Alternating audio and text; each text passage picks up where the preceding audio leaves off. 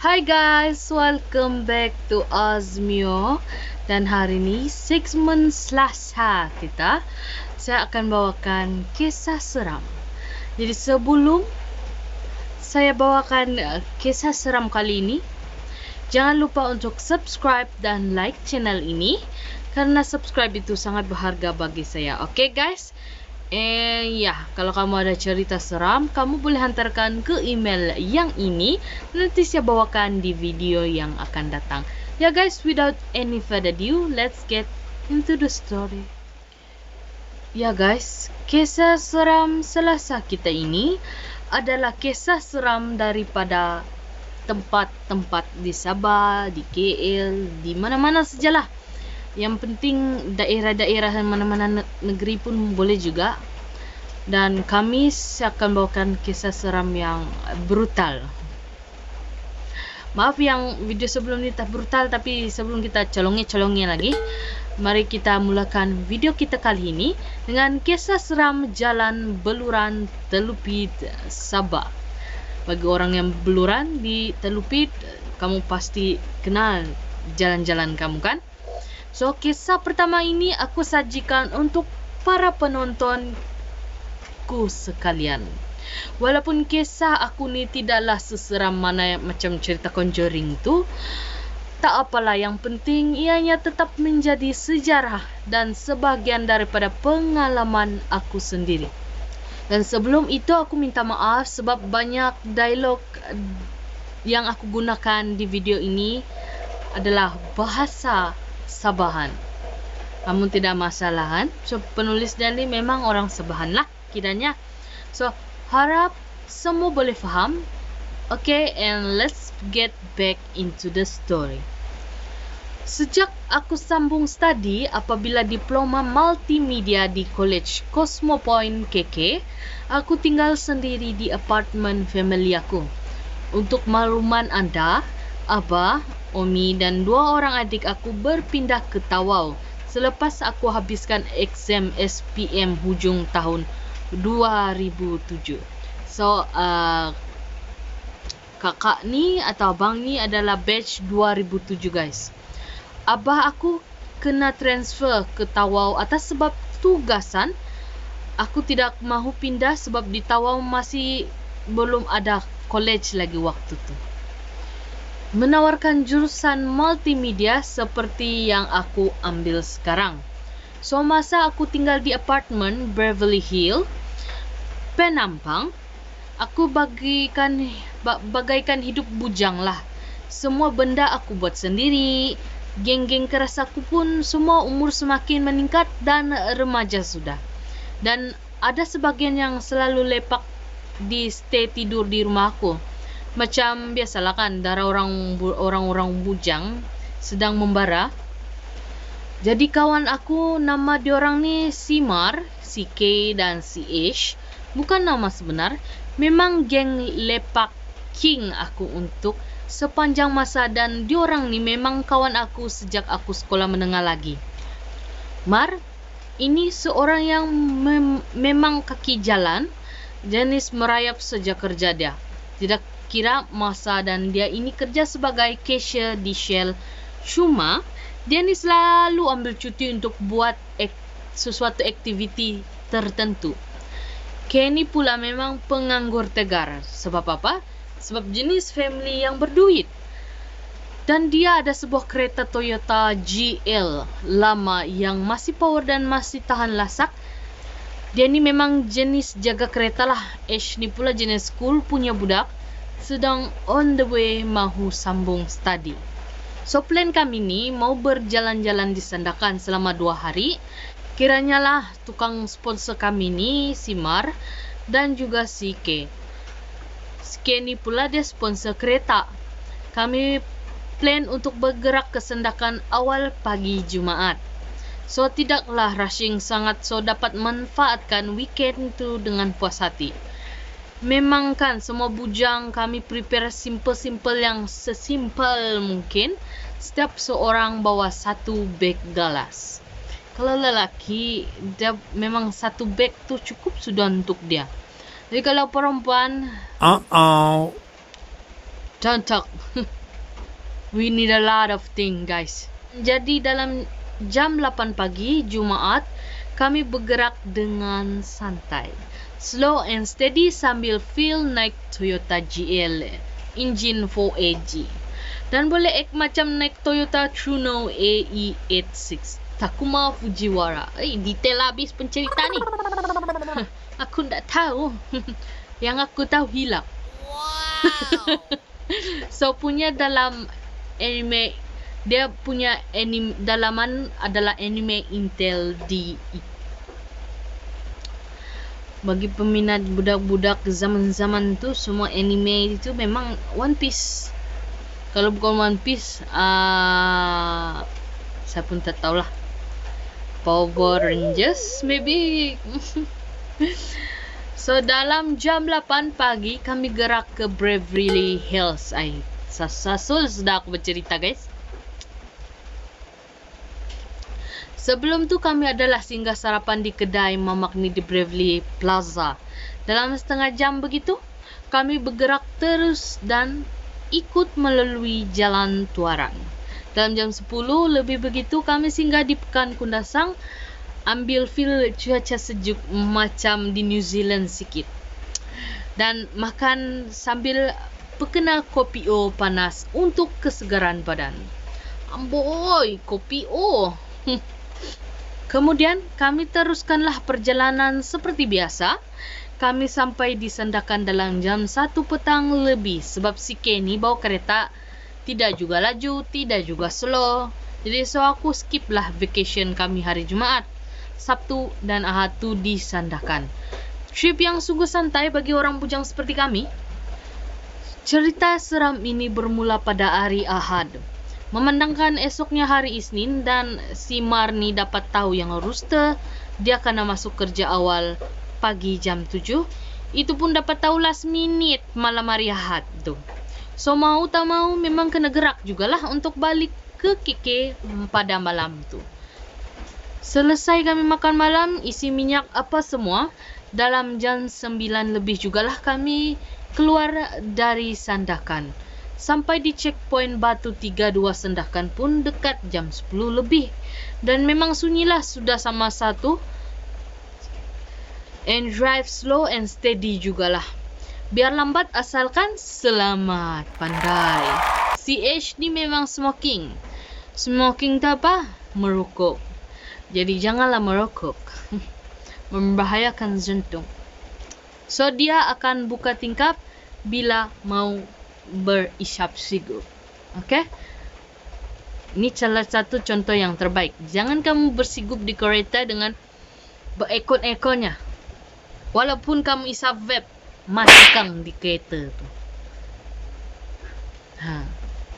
Kang mati kang. Malam tu agak sunyi sikit sebab kami ni kurang bercerita dalam kereta.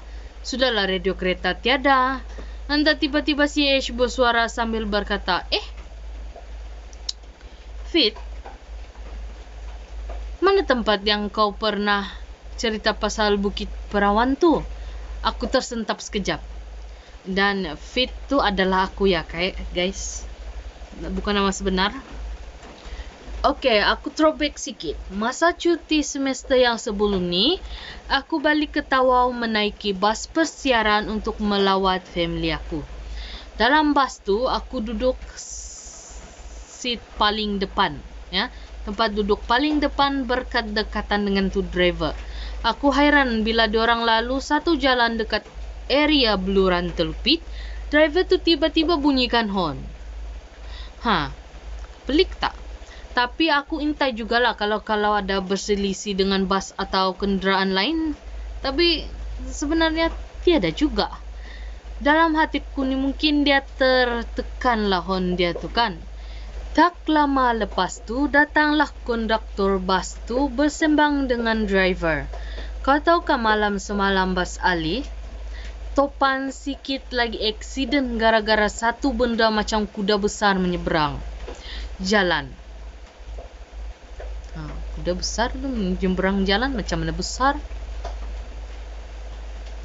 Kuda paling-paling tidak sebesar tu gajah. Hairan kan? Jadi baru benda tu bukan sekali saja limpas, macam 3-4 kali, seolah-olah macam ada lebih dari 1 ekor. Tapi yang buat seram, saiz benda tu besar hampir penuh satu jalan. Lagi pun mustahil boleh ada kuda di sana. Takkanlah kuda tinggal di kelapa sawit. Punya orang kaya, dia tumbak sawit tu hanya untuk kasih makan kuda. Pikir-pikir kan guys. Lepas tu aku dengar lagi dia cakap yang mujur bas tu tak apa-apa. Penumpang pun panik juga dan rata-rata yang pandang keadaan sekeliling dari cermin dalam bas, diorang nampak macam ada benda besar menghampas di pelusuk hutan di tepi jalan tu. Tapi objek tidak pula nampak, cuma seakan-akan angin besar menyerbu di hutan sampai pokok-pokok dan pelepah sawit tu bergoyang kuat. Tak lama lepas tu driver bas menyampuk. Bukit Perawan. Batu? Jangan sembarangan. Silap hari bulan kau nampak tu jalan lurus saja. Maksud dia tu kalau nasib tidak baik, penglihatan pemandu akan dikaburkan. Dan akan nampak jalan raya seolah-olah lurus saja padahal jalan sebenarnya seleko-seleko. So akan mengakibatkan pemandu tu kemalangan. Itulah saya pesan lah, ingat kamu. Walaupun kita jalan dekat atau jauh, sembayang dulu sebelum berjalan, okey? Bila aku teringatkan cerita konduktor bas ni, berderau jugalah darahku. Bulu roma aku pun meremang. Pencerita ni pun meremang juga. Meremang habis. Lagi, sudahlah Ash, ni bukan buka tingkap kereta. Lepas tu boleh tegur pula kawasan tu, walaupun hakikatnya aku tidak tahu di mana titik sebenar Bukit Perawan tu. Jadi guys, kalau kamu tahu, kamu kasih tahu di bawah dekat-dekat mana tuh guys. Kalau mahu suruh si Kenny untuk bunyikan horn, diketawakan aku pula sebab tiba-tiba suruh horn. Padahal kereta kau saja yang ada di jalan pada malam tu. Di pertanyaannya Ash, aku just jawab, ndak tahulah di mana tu tempat, mungkin sudah terlimpas kali. So semua pun diam sajalah. Si Kenny bawa kereta slow sikit sambil lagi lowered juga. Kamu tahu apa itu lowered? Lowered is rendah. Kalau ada bukit-bukit tu, kalau ada yang bempar jalan raya tu sangkut. Sebab kamu tahu lah kan, kalau jalan telupit beluran sendakan ni lubang dia bukan alang-alang. Lebih dari 1 inci dalam. Gurau je. Bukan mau cakap apa, cuma semua orang Sabah yang tinggal di Sabah ni berstatus jalan yang macam kolam ikan sudah ni. Kamu kenalan jalan kamu macam mana? Mau saya tunjuk? Tak payahlah. Hey! Tiba-tiba si Marni duduk sebelah driver bersuara. Ke? Apa benda yang tinggi bersusun di tepi jalan tu? Yang mana ni? Aku tidak nampak. Lepas tu boleh pula si Kenny signal masuk parking di tepi bahu jalan sebelah kiri. Sambil tu aku dengan Ash terintai-intai dari seat belakang. Kenapa kau stop di sini? Bahaya ni. Kawasan ni banyak kes kena ragut sini. Paling tidak pun kalau ada polis peronda, silap-silap kita yang kena tahan nanti. Sebab ingat kita ni pula yang mau meragut orang. Simar. Wih, kamu orang tengok beberang kanan susun. Punyalah tinggi. Macam beg galas tu kan? Kamu dapat bayangkan beg galas yang biasa orang bawa untuk balik kampung atau travel. Ya? Yang jenis plastik 4 segi besar tu. Beg begitulah kena susun tinggi betul. Aku rasa mau lebih dari 100. Mandai-mandai 10 beg. Dan anggaran aku ketinggian susunan beg seperti ketinggian 2 orang laki-laki. Nyala kami malam tu aku sudah rasa tidak sedap hati sebab ada benda. Saya pasang lampu guys. Agak gelap dan agak seram sejuk. Sudahlah kau hujan-hujan. Alamak, kameraku berkelip-kelip. Jangan kayak gitu. Pelik kan guys, berlaku di jalanan malam-malam buta nih. Lepas tu si Kenny main-main highlight lagi dengan bag tu. Sudahlah, lampu dia malap-malap juga sikit. Kau tahu lah kan kereta lama. Yalah kan kereta lama, tapi masih juga boleh nampak jelas lah. Jarak kami berhenti dengan susunan bag tu adalah lebih kurang dalam 10 meter. Aku ni pun cakap lah, aku rasa benda ni pelik lah. Bagus kita gerak ni lah, ke? Nggak payah tunggu atau turun, lain macam sudah ni aku rasa ini. Si Ash pun jawab lah, mungkin orang lah batu tunggu bas. Kan banyak bas lalu limpas-limpas sini mau pergi keke. Sesimar cakap lah, memanglah, tapi pelik juga kau mau susun bag tu tinggi-tinggi. Adakah orang mau panjat sampai disusun begitu? Lagipun apa tujuan kena buat begitu? Betul, Simar. Pandai guna otak. Dalam hati aku berfikir waraslah pula Simar ni. Tapi dia pula yang menengok berhabis dalam masa tu. Kenny saja yang main-mainkan lampu highlight kereta dia. Apa kebeti? Boom. Ada sekali dia hon, tahukah apa jadi masa dia hon tu? Semua kami yang stay dalam kereta tu nampak macam ada kepala besar keluar dari sebalik beg tu. Kau tahu kah? Haiya. Kamu bayangkan dari susunan beg tu ya, yang tinggi tu ada satu makhluk yang nampak macam seorang perempuan sedang mengeluarkan kepala dia slow. Macam dia sedang intai-intai kami lah, yang sedang bagi highlight lampu ke tempat dia. Lepas tu tidak lama kemudian dia jalurkan tangan dia dengan bagi hayunan seolah-olah macam mahu menahan kereta atau bas tu. Saya pun tidak tahu macam mana, mungkin begini kalilah. Dan bayangkan, cukup sampai di sini, saya seram. Lepas tu aku perasan yang di hujung jari dia ni, masa tu pegang macam satu kain scarf berwarna merah. Kira sapu tangan lah. Sapu tangan apa tu? Mas tu badan dia belum keluar lagi, masih tersorok di sebalik susunan beg tu. Keadaan dan cara dia seperti itu membuatkan aku rasa semakin tidak sedap hati.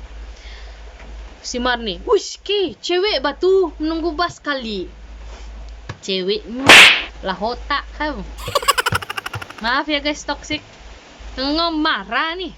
Kalau aku ada kawan macam ni, aku ketuk dan. Jadi Kenny pun cakap lah, ya aku tahu, tapi kenapa dia kasih sorok badan dia di sebalik beg tu? Pelik juga dia punya gaya nih. Pandai pula kau pikir ya, ke? Baru kau mau berpikir setelah kau main-main benda tu. Astagfirullah.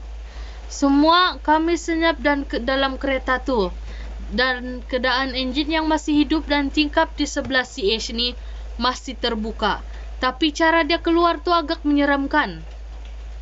Dia berjalan sambil seret-seretkan kaki dia. And guys, kamu tahu dia tidak pakai kasut atau selipar pun. Pakaian dia macam baju kurung warna kuning dan agak kotor. Rambut dia menggerbang macam tidak terlurus menutup muka dia. Dalam keadaan tu dia masih lagi menyeretkan kaki dan seretkan kaki dia tu rupanya sedang menuju kemana? Ya, betul. Ke tempat dorang lah. Apalagi siapa suruh kau high beam, highlight, hon. Kan aku pula yang geram. Ke, gerak cepat ke, aku bilang. Si Kenny pun, astaga, bukan orang itu. Dia bilang, apa lagi? Nasib kereta kan, kereta bagus. Mun tidak hidup. Dalam keadaan panik, apalagi si Kenny masuk gear 1, siap bunyilah gear dia, mungkin clutch dia tu tidak ngam timing. Dan dia pijak. Apalagi menyeret lah tayar kereta tu di bawah jalan tu. Kamu tahu masa si Kenny tengah terkilai-kilai mau masuk gear 1 tu, benda tu makin laju. Dia nyeret kaki dia pergi tempat kami. Hujan pula. Aduh, hai. Kamu dengar ke suaraku?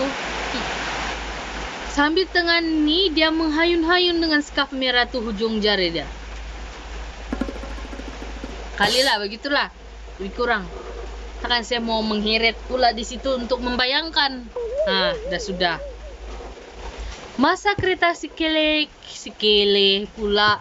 Sike. Memang dekatlah betul benda tu dengan tingkat tempat aku duduk. Mujurlah aku ni tidak buka tingkap. Yang si Ash apalagi kelang kabut lah dia memutar tombol tingkap, kan kereta lama. Mana ada power button untuk kasih naik tingkap kalau dulu-dulu. Hidup kami diibaratkan bergantung dengan Sike itu sejak masa tu. Dan saya mau ketawa lah. Betul-betul cara cari nahas lah. Lepas tu kan jarak lingkungan 50 meter tu aku sempat pandang belakang lagi mau tengok kalau benda tu masih ikut kejar kami atau tidak.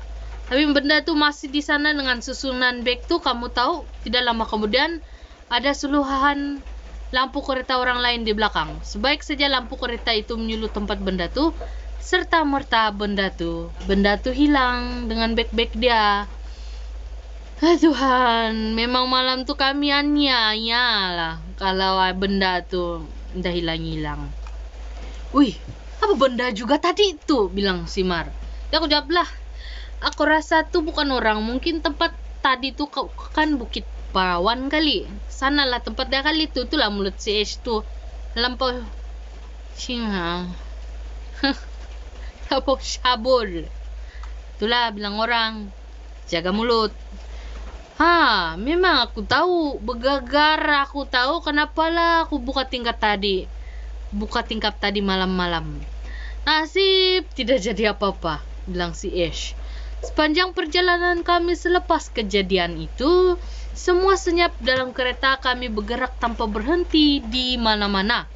Jam sudah menunjukkan jam 2 subuh dan kami sampai sudah di KK. Barulah ada lega sikit bila nampak sudah lampu-lampu jalan.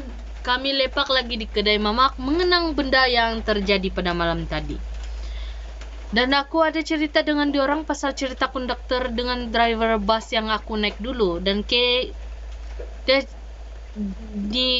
Kenny dia cakap lah, memang biasa orang dulu-dulu cakap kalau kita lalu tempat yang keras atau berpenunggu mesti mahu horn ataupun main lampu kereta atau highlight.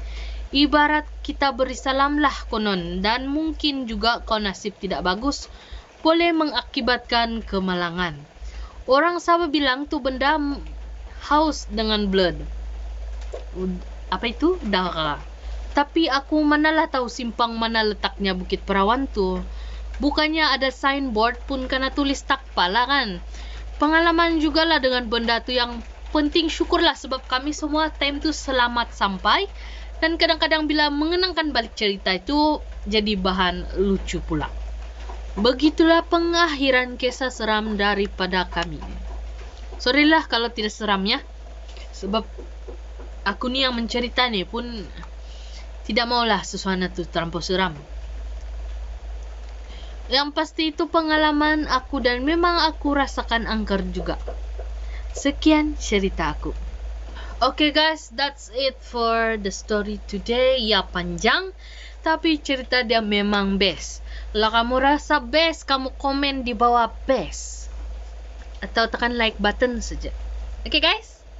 So yeah guys, that's it for the story today. Dan jangan lupa subscribe dan like, hit the notification bell. Sebab saya akan bawakan cerita seram, gaming. Jadi kalau kamu ada cerita seram, game yang kamu mau main, kamu follow Instagram saya pun boleh. Ada link di description below. Dan juga email yang ini pun boleh kalau kamu rajin email. Okay, that's it.